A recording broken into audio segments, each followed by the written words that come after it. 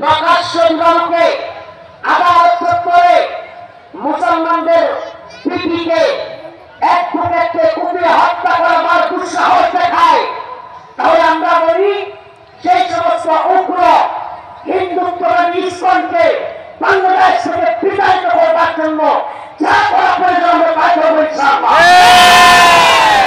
বাংলা যুব সমাজকে বলি এই মাঠে নাকি গরু জবাই করা যায় না। কমিটিকে বলিয়ে আসেন আজকে অপেন জবাই করা হবে, আপনারা আপনাদের কর্মপালন করবেন, বাধা দিই না, আপনারা আমাদের গরু জবাই করতে দিবেন না।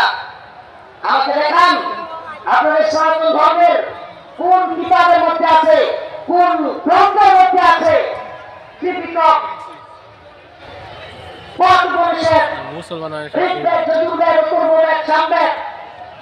গ্রন্থের মধ্যে আপনাদের আছে গরু জবাই দেওয়া যাবে না। এবং একটা নেই বাংলা মিথ্যা একটা মানুষের সামনে সিম্পটম তৈরি করে ভেদাভেদ তৈরি করা হচ্ছে।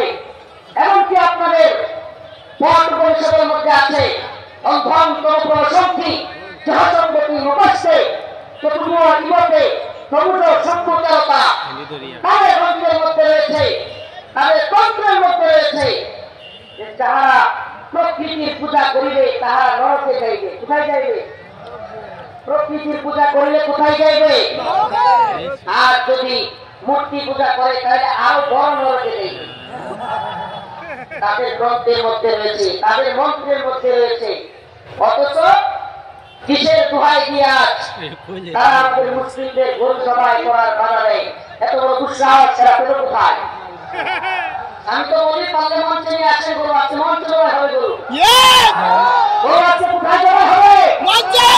মঞ্চে জবাই হবে। উগ্রতা দিন শেষ, ভণ্ডামি দিন শেষ।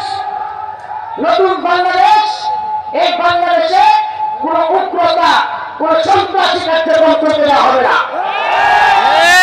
আমরা যেমন আপনাদের ধর্মীয় কোন কাজে বাধা দেওয়ার পক্ষে নয়, আপনারা যদি বাধা দিতে আসেন যে হাত দিয়া কোন সময় বাধা দিতে আসবে হাত ভেঙে দেওয়া হবে, হাত পুড়ে দেওয়া হবে।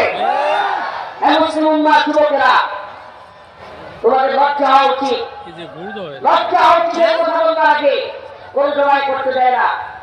আমি তো